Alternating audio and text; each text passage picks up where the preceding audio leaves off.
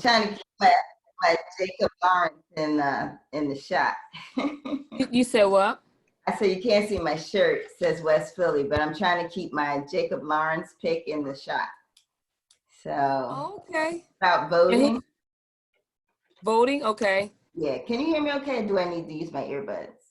No, I'm just trying to do two things at once. So Okay. let me just I'll just over here stop so I can see talking. it. Let you do what you got to do. I'm gonna sit right here. Yeah, no, it's fine. Okay. Maybe I'll move a little closer to the screen here. Get a better shot here. I've been on camera so much lately. Huh? So I've been on camera Okay. having a lot of Zoom meetings. I normally do, but I have even more now. So Yeah, especially since nobody can come out of the house. So right, that's right. All right, everybody. I'm here with Emma Tramble, and pretty much she is a community and voter engagement strategist with Wiser, or I'm assuming Wiser Strategy Incorporated is your business, correct? Yes. Yeah. Okay. And better services, better policy, better lives. I'm obviously straight to the point. This woman knows exactly what she's doing. She can just sum it up in 3 words. All right. That's basically why I do it. Yeah. Yes. So pretty much I got in contact with you because I went to Russell saying that I need to speak to some politicians. I was putting together a panel to speak about COVID. And he connected me to you because he said, as far as the citizens group organization that he's a part of, you're the one that pretty much, I believe, handles most of the politicians. At least that's what he told me. Yeah. Well, let me make sure I turn my alerts off here. We're going to get all kind of interesting things. So the way it works is with the Civic Trust, we're all volunteers. So, you bring which I just joined. Yeah, see, there you go. So you know that part. So you bring what you bring to the table. So everybody knows my thing is voting, and there's access to the ballot and then all the procedures on the back end to move people to those polls. So I actually work nationally, but what a lot of people in Philly may know me for is actually a grass seeds initiative that I founded called My Family Votes. And it's the goal and our slogan, if that's what you would call it, is strengthening the power of Black voters through shared information. So it's a place where people can go. They may not like the information because it's the truth there, but they know it's credible. Everything is backed up either from what you can get from the state or from the city. So it's all official. Nobody's made up anything. And it's interesting that it's focused on assisting the Black community in issues that impact their lives, as well as voting. But it attracts a lot of other types of people at all different educational levels, because people understand that voting actually is more complex than we think. So we've got a website, which I'm going to be finishing. How is voting complex? All I do is I go there and I sign something, punch a hole, or pull a lever. See, that's okay. So I don't know you, so I'm gonna be as nice as I can, because some people are like, Emma, why are you so blunt? So when I give a lot of speeches, and one of the things that I tell people is you want to make sure you're not a button pusher, right? When you're voting because you're going in there. It's a hiring process, right? So first you're like, okay, I'm gonna pick this person because they fit what I need. So that's your issues, right? Or the issues of other people that you may care deeply about. And then once you hire that person, you hold them accountable. And it's just like a job, right? So they don't hire you and you be like, Emma, we just loved your interview and we're just gonna pay you and not pay attention to anything you do. And that would be awesome. That would be an awesome job, but that's not how most jobs work. But with a lot of elected officials, that's what we do. We go in, we push the button, and then we complain that they're not doing what we want. It's like, yeah, because you're not watching what they're doing. You're not watching how they're voting. They come out to like public events. You're like, oh, they shook my hand and remembered my name. And that's a beautiful thing because, we're their constituents. But is really, are you a good policymaker, and are you making decisions that benefit the communities that you serve? So that's, real, like I have, for my business, I developed, and what I do a lot of is I do a lot of cross pollination. Is I'll develop something for my business, and then I'll share it over to my family votes. And so I've developed this vine basically that shows your level of impact as a voter. So most voters who vote all the time sit in the middle of the vine because they don't go any further. They go, I spoke at an AARP group. So, they're seniors, they're very serious. And I was just like, are you a button pusher or are you a powerful voter? And I just went through, and they were at the end, I swore, I thought they were all going to turn into Angela Davis or something, because they were like, no, I'm not exercising my power. And I was like, oh, okay, this is, the goal is that I don't preach to you, but you start to determine what's important to you. And then that's how you start voting. So a lot of us have a long way to go. My weak spot in voting is the judicial races, because I'm not an attorney. I don't go to court. I don't know the judges' names. So I have to depend on other people who are in the judicial system to help me. But I have moved up that vine pretty steadily, pretty much. Even though I've been doing voter engagement for a long time, even I have to improve. So I know right now, everybody's focused on the presidential. And so the primary is coming up on June 2nd in Pennsylvania. I would be remiss if I didn't say that. And a lot of people are focused on, I don't know about who I'm going to vote for in the primary for president. It's like, okay, that's one thing, but there are people on that ballot who are, or their offices. So some of them have incumbents, some of them, people retire, whatever. And our state legislature is up. So we have our state reps. Every single one of them is up, right? They run every 2 years. Those are the people who are voting on unemployment compensation, hospital regulations, who gets Medicaid, who gets kicked off. I mean, all this kind of stuff. And it's just like, okay, that's like real in your face. Every day is exactly, it's really everyday things that affects the working people. Right. Right. And more so now that people are filing for unemployment, and, they don't decide, are we going to do an extension in Pennsylvania? Who are business owners going to get it? How long are we going to give it? Because in other states, they're like, if you don't go to work, we've lifted our stay-at-home orders. If you don't go to work, we're just going to cut off your unemployment right away. And those are the state legislators who are doing that. So it's two sides. So it's the state reps, so they're all up, right? And then it's in Philly particularly, some of the races are very hot. Like I live in a district where there are 4 people running for that office, right? So there's an incumbent and then 3 challengers. And that's happening pretty much across the board. A lot of people who've been in office for a long time now have like serious challengers. And then there's some state senators who are up. They kind of, those races are a little different because they let them, not let them. It's basically in the state constitution that some will run during some years and some will run during the others, I guess to keep the continuity with them. As far as state reps is concerned, it's every 2 years. It don't matter if you've been there 30 years or you just got there, you got to run every 2 years. So those are and that's crazy. And so with state rep, because I know in Pennsylvania, because I had a friend of mine, he's been trying to get me to run for state rep for like 4 years now. I'm like, listen, dude, I don't want to be a part of politics. I do a nonprofit, activist, or something like that. Anyway, maybe down the road, but not right now. I don't want that type of responsibility. But he was telling me that's like 230 state reps in Pennsylvania. So then it's like every state is doing that at the same time? Well, there's two parts. Okay, so there's the state reps, and then there's the congressional reps. So so they're kind of on that same cycle. It's kind of like every 2 years you got to think about Oh my gosh, I thought I just voted for you.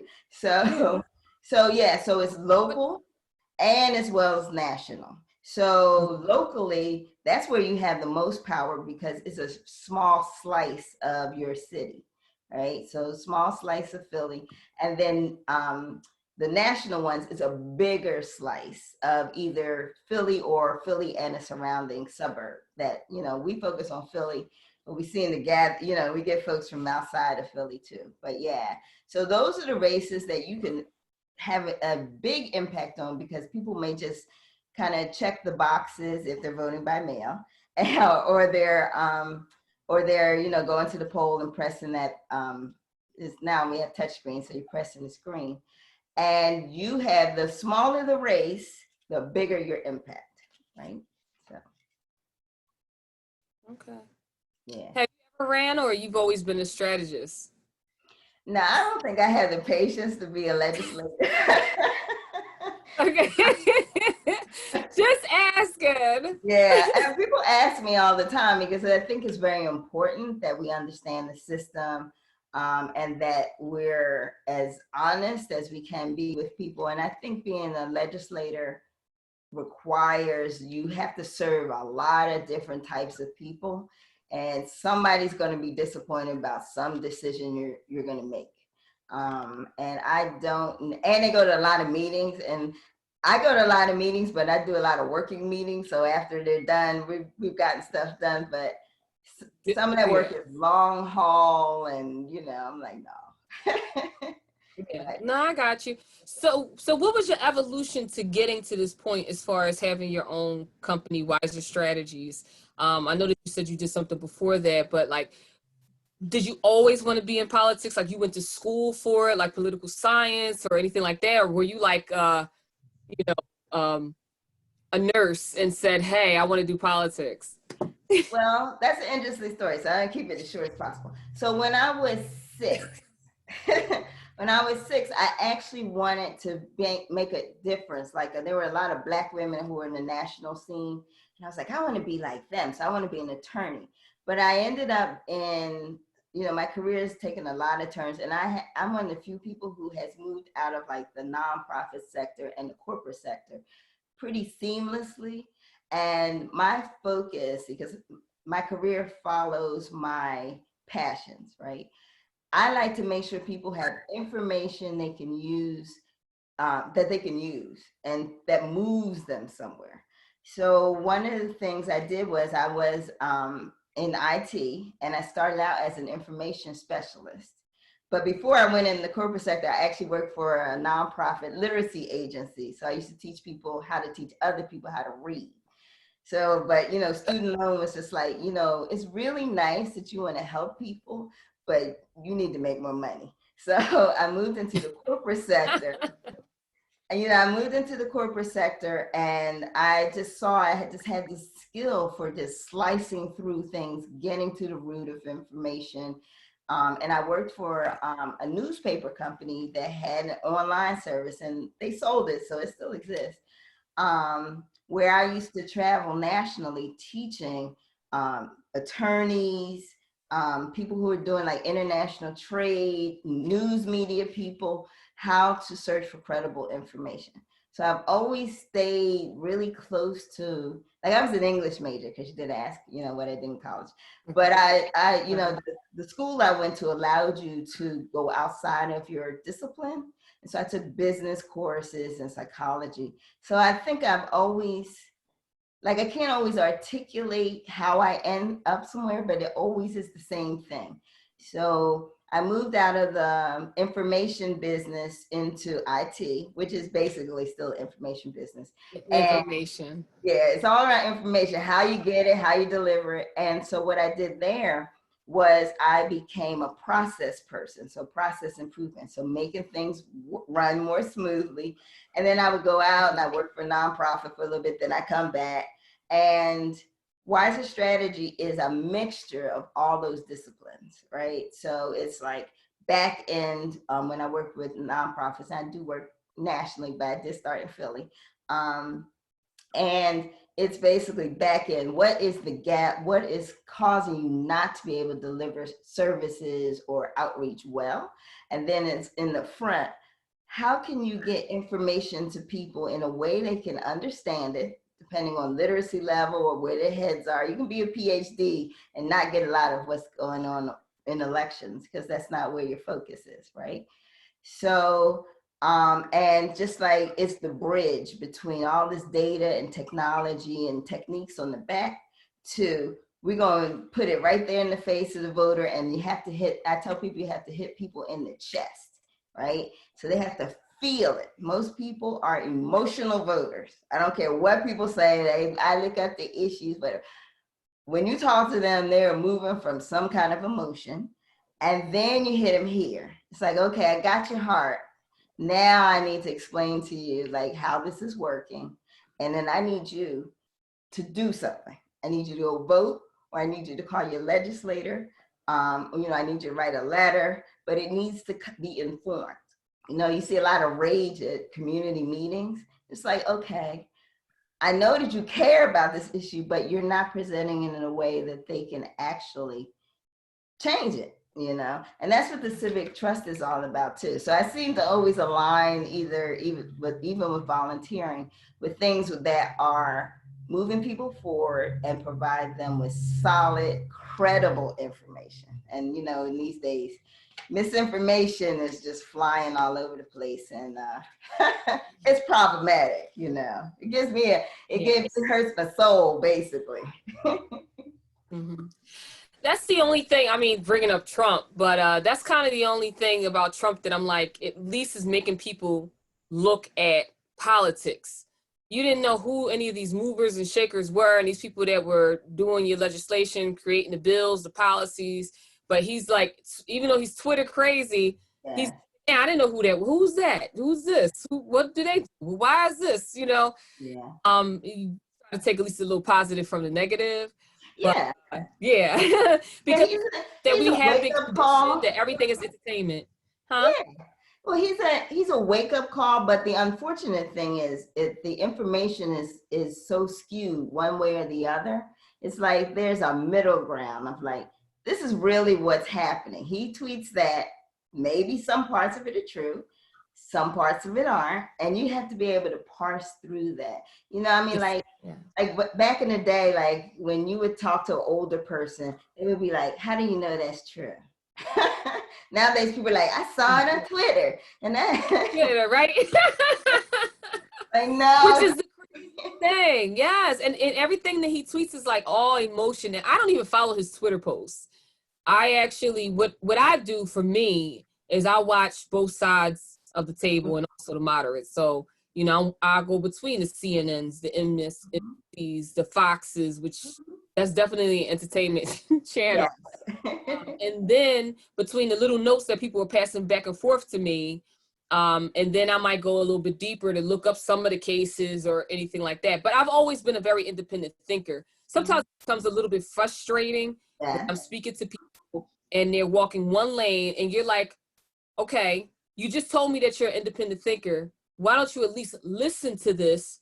Because I would at least like that little dialogue for you to tell me that what I'm thinking is wrong or this information is wrong because you have another source of information. Because I don't have, especially now, it pretty much, everything is probably like almost streamlined years ago. But now it's like information overload. You don't even know what's true sometimes, because everybody's taking facts, like alternative facts. They're facts, but they're making it skewed to what bias to what they're thinking and what the propaganda they're trying to put out.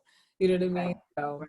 Well, it's really interesting that people, I was talking to my roommate from college because, people have known you for a long time, know how you think and what frustrates you. And I was like, Facebook just it makes my soul hurt because, during the whole COVID-19 thing or, the coronavirus, whatever people call it, there was a lot of misinformation and people were like kind of ruminating, people who were like influencers about, do Black people really get, I was like, okay, no, I can't. No, right? Don't do that. I can't with you people. you know. But hold on now. But the reason why they were saying it's the same thing like with AIDS. They thought it was just a gay white man's disease and it ended up being black. Same thing with this. They were saying that it was already in the cities first. Mm-hmm. White people that were coming into cities to work then got sick, but they had doctors. Right. So now we just probably brushed it off like this was the flu, or like I just got sick, or maybe you going to the hospital, but nobody knew in the hospital yet what you had. Yes. You know, so then they realized, oh, it started actually in the cities first, but because they take care of themselves better, that's why it looks like they had it first, and that's not true. Yeah. And I mean, the thing with any illness is the earlier you get medical attention, the more likely you are to survive. And, you know, it's like I actually had my own COVID-19 experience. And, you know, I have health insurance. Well, you're a survivor. Congratulations. Yes, this is like my first good week in like 4 or 5 weeks. So, oh, wow. Yeah. And then I wasn't hospitalized or anything. A lot of people have to realize it's very serious. And like, you know, I work out all the time, pretty much every day. And the only thing that got the doctor's attention, because he was just going to write me off, was I had this sudden shortness of breath. Like I was fitness walking and I had to sit down. And I was like, oh, okay, that's not me. And then I was like, I was a block from my house. And I was just like, I don't know how I'm going to make it home. You know, I was fine, but I was like, I don't know what happened. Every bit of energy just drained out of my body because I wasn't getting enough oxygen, right? And so I called and they were like, here's the crisis line number. And I mean, you have to jump through hoops to get a test, right? And I was talking to this telemedicine doctor that they assigned to me. And he was like, well, your symptoms don't seem that severe because I had a headache, sore throat, and shortness of breath, right? Now that's actually on the list. It wasn't on the list. This was the end of March. And I said, well, you know, I hike. And he said, you what? And I said, I hike. And I was like, I hiked in the Rockies. I won that. So it's not like, it's like, oh, she's balling. No, I was hiking in the Rockies in September. I was like, you know, that's like above sea level and your lungs have to be in good shape. That's the only reason I got a test, because he could empathize with me because he's a sports medicine doctor, which means he probably is athletic. Understand. Yeah. But other than that, until I said hiking, I told him all about it. I was a block from home, and he was like, okay. But when I mentioned the word hike, oh yeah, he was all over it. He's like, oh, I'm putting in the order right now. So, you know, so I'm going to actually make a video. I'm kind of a private person, and I don't like put all my stuff on Facebook or whatever. But I used to be a patient navigator. Like I'm telling you, if something interests me, I will go all the way. So I've done like patient navigation, and I've spoken at a hospital about like elderly people and like symptoms that, you know, crop up that you may not be aware of. And so I'm going to make a video because one of the things, again, is like voting and emotions, right? So when you go to a doctor, they are scientists and they're trained. This means this means, and you come in with, I just can't breathe. And they're like, do you have asthma? Yeah, right. It's like, okay. Do you have cold? Have you been smoking? Yes. Have you been around smoke? Yeah. Oh, and I was asked that by my primary care physician. She was a new person that was assigned to me. And I had already gone to the other doctor. And they were like, well, you need to follow up with your primary until your test results come back. Or at least you actually need to follow up with your primary because your symptoms are pretty, you know, anytime you have shortness of breath is pretty serious. So I was talking to this young doctor, and she was like, oh, let me ask you. Do you smoke? Now, she had just seen me in January for my physical. Do you smoke?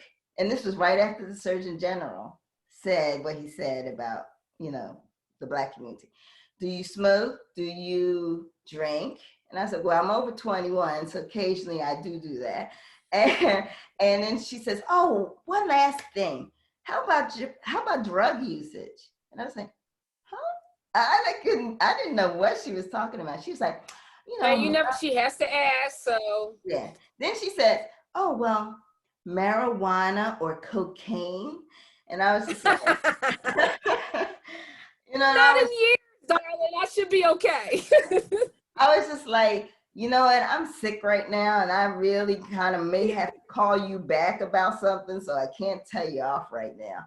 But, I mean, I sent a really scathing letter to that practice, and I was just like, even if that had to be asked, to be like, okay, I saw you in January, you fit and whatever. I do have to ask you this, even if, so I don't want you to be offended. Is there any drug usage other than prescriptions? No. Well, that wouldn't have been so offensive, but the whole cocaine thing, when she went to cocaine, I was like, wow, you went all the way. I'm surprised you not asked me if I'm some heroin. Well, she had to ask. It's routine. I know when I go to doctor, they ask all the time. You're just like, no. Yeah. But it's the way they ask you too. I know it's a little condescending, right? Yeah. No, I get it. Yeah. So I do want to talk about mail-in voting now, which is new in Pennsylvania. Yes, that's exactly why I want to have you on. I don't want to, you might have a script, but I do want to, make sure we cover that because that's so new and it's a good option for a lot of people. So, okay, so the first thing is that are we even going to have polls for anybody to go to? Yes. So we're going to have polls, but there will be fewer of them.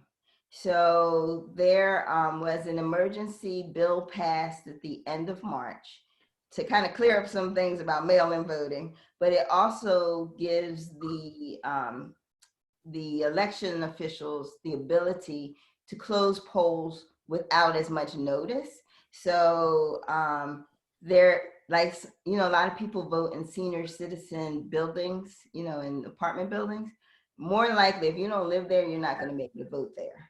So, and your poll does not have to be as close as it normally is. So you may walk 2 blocks to the poll. It might be 5, 6, 7 blocks, if not more, depending on how big. I will always walk that far, so I don't think that's anything new for me.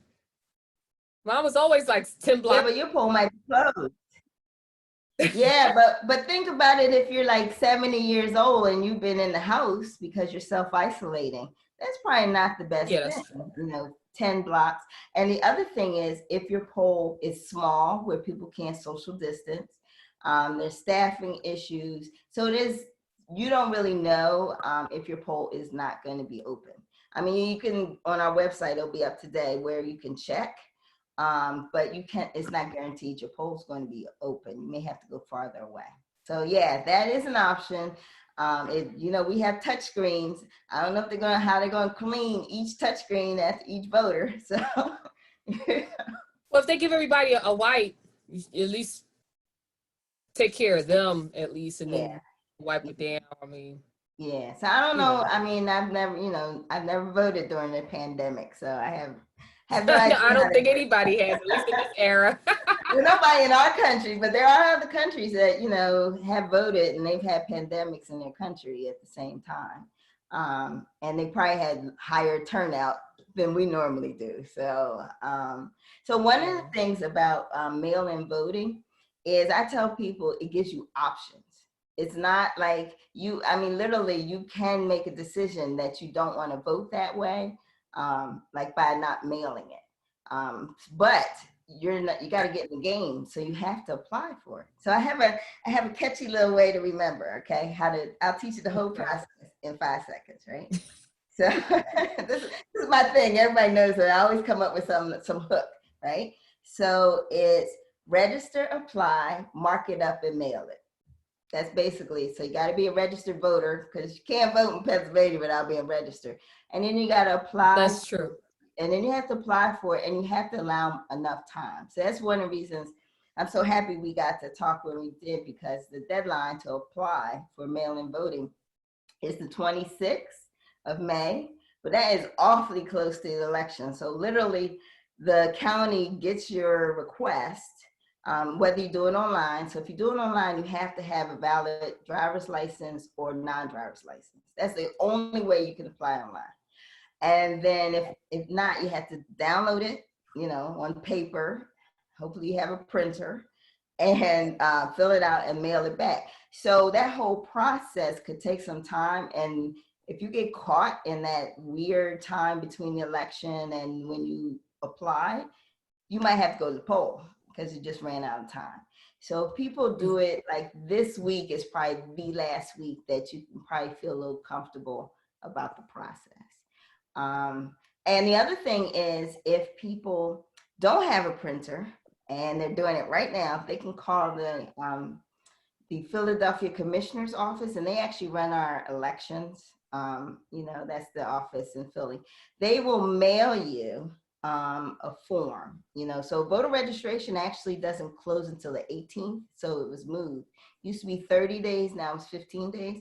But postmarks for anything, for any application, they do not accept that anymore. So you used to be like, oh, let me run to the post office and get them to stamp it. They don't care. It better be in that office or in that system, or you're out of luck. And so rules have changed. But with mail-in voting, it just gives you options to, like I said, and nobody's really talking about this. If you apply and you get your ballot, and then you're like, I think I want to go vote, you can do that as long as you don't mail it. Now, once you mail it, you're done. You have voted. That's like walking into the booth. But if you don't mail it, you can go to the poll and do what's called a provisional ballot. And that is a procedure, so you better make sure you're not running to work or whatever. You basically are doing stuff on paper. It's all official, and you're signing envelopes and all this kind of stuff. And also, if you mail your application back late, like for mail-in voting, there's a way to check it online, the status. It's on our website, and myfamilyvotes.com. And if it's late and you think it may not count because it won't be in the office by the 2nd, 8 p.m. is the latest, has to be in the office, you can go and vote. And again, you'll be voting on paper, not on the machine. And they will, if you walk into that poll and maybe it didn't get into the system on our end where it says your ballot was received, but they actually did get it. When you walk up to the person sitting at the desk and you check in, they'll say, oh no, Emma Tramble, it says you voted by mail, go home. Okay. So then you just took that whole walk for nothing, and you was trying to save time, and you had to come out, and then you realized, oh, it was sent in. So can you just trust it that I sent it? It should be good, right? No. So there's checks and balances in the system. People can change their minds. Like a lot of people are like, I'm not sure I want to vote that way. It's like, give yourself the option, apply for it. Then when it comes, if you decide, I'd rather go vote and, I'm going to take my wipes and whatever, you can do that. As long as you do not mail it, you can do that. Once it's mailed, you are finished, And I like the option of, we don't have early voting here in Pennsylvania. And I've worked in other states where even Georgia has early voting, right? So they had a whole bunch of mess in 2018, but they could vote early. Here, we got to vote on election day, right? So I like that. Go ahead. As soon as my ballot comes, I'm gonna mark it up and I'm mailing it. I'm done. So. Yeah. See, the thing, and I've always wondered, I was like, why don't we have a week? Why does everything have to, like, how many people are in Philadelphia? Like, what, 10 million people? I don't know. But the whole state is just like 10 million people, or like everybody across the nation. Why don't we have like a whole week to do it? People have to work. People have to, then it's not even, they always do it on a Tuesday. Why can't it be on a Saturday, Sunday? Now, since you are into a little bit of politics, what's the history behind them putting on Tuesdays? Well, I believe that. So let's go back to the why we only can vote on that Tuesday. Because, when you vote is actually like in the Constitution. So like you have your national constitution and it talks about like when the presidentials happen, but then your state constitution, that drives the actual dates, right? So your state, those legislators that are up for election right now, they're the ones that are driving when you get to vote. So in Georgia, they voted that you can vote early. They have a no excuse mail-in. They've had it for years. We just got it this year, you know, and it's not in response to COVID-19. It was passed last year. Most of us, I knew about it, but I was going to vote on the machine. They knew it was coming. That's why they did it. Yes. Well, okay. I'm not going to go there with you. I can't do that. Trump said it's Obama. Like, I don't know. But the thing is that they, you know, we don't know what's going to happen in November. You know, whether it comes back, whether it doesn't. For me, I'm like, you know, a lot of times I'll be working as a volunteer, maybe for a candidate that I like, or at the polls doing something. And I'm always stressed because I'm like, I got to run and go vote sometime during the day. Now, that's the other thing with mail-in voting. You can check a box that says if I would like to get an annual ballot. So it will cover this election, it'll cover November election, all the way up to any elections that happen the third Monday in February, right? That's all in the law. So that's that, like I was saying, when those dates happen. And the other thing I want to talk about real quick is there's a little confusion about who can apply for the mail-in ballots. So in our state constitution, they made sure that people who were sick, disabled, or traveling on election day could still vote. So they did absentee ballots, right? Absentee ballots, they basically ask all your business, right? Why are you traveling? What dates are you traveling? If you're sick, what's wrong with you? What's your doctor's phone number? What's your doctor's name and address? Same thing as same information if you're disabled. And when they wrote this mail-in voting law, there was some loopholes that they kind of didn't close. So they passed. So that passed is Act 77. So that passed in October of last year, and then March 27th of this year, they came back and were like, "Oops, we didn't mean to make it harder for people who have disabilities or are sick or traveling to do a form." So the law is let me see, I'm gonna make sure I use the right words. Basically any voter except overseas and military, if they choose to do the easier mail-in ballot, they will not be penalized, right? So anybody, you know, because it might be like somebody might say, on the state site it says. It's like, yes, well, by law, the Constitution does say that, but they passed another law that said, choose the easier option and we're not going to penalize you. They can't out and out say, well, you know, we want you to do that. No, because that's, you know, that's not the way laws work. But you know, people have been asking me, because, you know, a lot of seniors are like, well, I'm disabled, but I can go to the polls. Why? You know, it gets real murky. It's like, no, we eliminate the murk, and that's on our website too. It's right on our mail-in, myfamilyvotes.com, and then you'll see on the front, it'll say mail-in voting. It says right up front, if you fall under the ill, sick, disabled, and traveling, that you're good to use that mail-in voting, right? And then we have a FAQ page that gives you the details about the state constitution and stuff.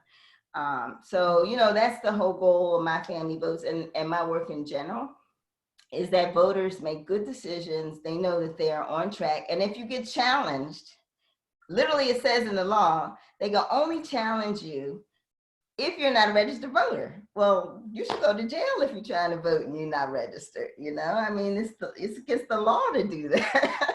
You know, we all know that rule. You get registered, you know? And that deadline is May 18th. So spread the word about that, because people can make changes to their registrations. So, you know, have you talked to people about primary voting? That a lot of people don't understand that. Okay, so one thing on the primary voting in Pennsylvania, you have to be a register under the Democratic Party or the Republican Party to vote for a candidate in a primary. A lot of people don't understand that. They're like, I am my own person and I'm going to not be under those two parties. So they'll be unaffiliated, or they'll actually be registered under some other party. Well, that's nice, but when we have a primary in Pennsylvania, all you can do is vote for ballot questions. You cannot vote for a candidate. So a lot of people either switch back and forth and they forget to change it, or they're under those parties and they really have a candidate they care about. You know, and it's like, okay, well, I'm sorry, if you're not a Democrat or a Republican, you can't vote for that person. And that's it. Now, when it's the general in November, that's a different story. You can vote any way you want, you know. Now, say I was a Democrat and I wanted to vote in, well, I guess, well, the primary is kind of two separate votes, right? I mean, Yes. Like okay. literally, yeah. Could I vote? Say I was a Democrat, but I like the Republican. Could I vote for the Republican in the primaries because I'm a Democrat or Republican? Or I can only vote for whatever I designated myself to be? That's right. You're tied in. Now, it used to be 30 days that you, before the election, where you could submit that application. Now it's 15. So I tell people, when you live in a state like ours, it's called a closed primary. You register under the party that matches your values, but vote independently. So you, just because the candidate, you know, you might not like the candidates, then okay, then don't vote for them. But, you know, if you opt out of belonging to a party, you're done. And in Philly, you know, we've got a majority, we're a majority Democratic city. So the primary, a lot of times that's the person that's going to be in office. So either you missed the boat in the primary, or you end up voting for the Democrat, basically, that everybody else picked in the primary. So yeah. The other question too is, so you said it before the primary voting date, I can switch my affiliation 30 days prior, correct? No, it's 15. It used to be 30, and a lot of people don't know that. Okay. So, I'm gonna tell people 30 because no, because they still have the option now. So up Okay. until May 18. I didn't mean to say no, but sorry about that. I get passionate. Yeah, so they had, a lot of people don't realize they're still under the whole thinking that it's 30 days. So they think they've missed it. So they have until the 18th now to change their party, or if you're not registered at all. And when I say we're not registered at all, if you're registered in Ohio, you're not registered in Pennsylvania. A lot of people don't get that. So you're considered a new voter when you're coming from a different state, right? So, and then if you come from a different county, you know, if you don't change your registration early enough, you're gonna have to go back to wherever it was that you voted. So if you're voting physically, or if you're requesting a mail-in ballot, you'll have to vote from your previous precinct. So, you know, that's why I said voting actually is more complex than we think. And it's easy to get caught. Like there was a candidate that ran, I think in 2015 here in Philly, and a lot of people were registered as independents who wanted to vote for her. And there was a slew of calls. Like sometimes I sit on helplines and they were like, they told me I can't vote for my candidate. It's like, no, that's the law. You need to be registered under a certain party to vote for that person. So it's not that complex. Once you get it, you know, like I said, belong to a party. I mean, it makes sense because, it makes sense because the thing is if I'm a Democrat, I'm a part of this group. Yes. And I don't want an outsider to come in and try to mess up my choices or our choices for who we want to be behind. So I get the logic of it. It's just, you know, nowadays it's kind of like almost everybody's independent. So it's like, you know. Well, in other states, though, they have what's called open primaries, where you just walk in the poll and you're like, today I'm going to be a Democrat.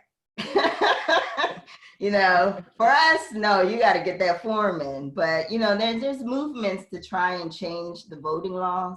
But you got to think of who has to change the laws, and it's elected officials. And they're like, okay, do we really want to do that? Exactly. Yes, so stay independent. That's what they try to tell you. Stay independent so we can have control over this. Yeah. So because the more people actually, the way our laws are set up, the more people who register as independents, the fewer people politicians have to come to ask for a vote. So you make their jobs easier in our state. And it's like, no, you're gonna have to come to me and ask me for my vote. you know. Yeah. But Well, yeah. that's something to think about because I actually registered myself as I don't know. I know in the beginning it was Democrat. Then I think I did it again and did it independent. So thank you so much for telling me that. I learned so much from you today, which is awesome. And this is just referring me from a friend of a friend, which is great. Yeah. Well, I'm glad we got to talk and I got to get down to the weeds a little bit. So Yeah. I'm sure it goes deeper, but I don't want to hold you up. And, I definitely, I need your links and everything. So when I post it up, people can actually reach out to you and find out more information. But thank you so much. I mean, it's actually been amazing. This was my schooling for today. So, yeah. And the one thing voting.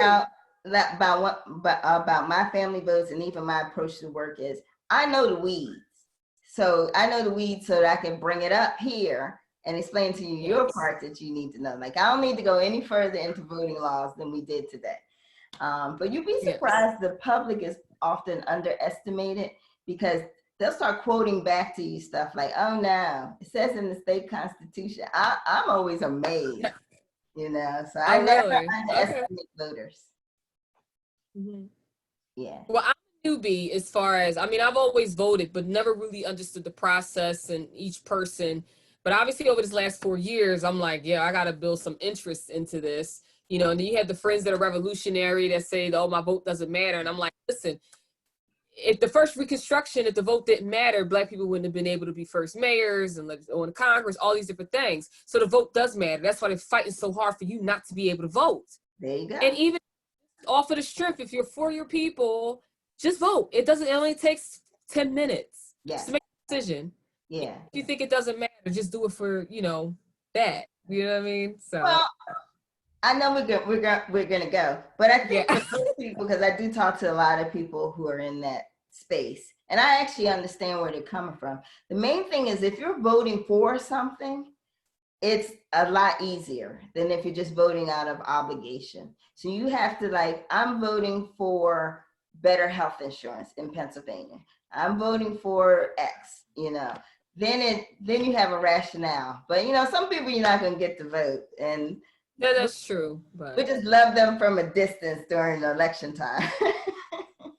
Yes, definitely. All But right. thank you so much. Thank you. All right, so this is Emma Tramble. Definitely check her out. Wiser Strategies, correct? Yes. Yes, MyFamilyVotes.com or .org. .com? Okay. Yes, and definitely check her out. She has tons of information about voting. Obviously, we just learned a lot within this last, 20 minutes. So we did an hour. Fantastic. Oh. That's why I was like, I think it's time for me because I wasn't even paying attention. Usually I might have been able to talk to you for another 2 hours. But you have a fantastic day, okay? Thank you so much. You too. Thank you. Bye-bye.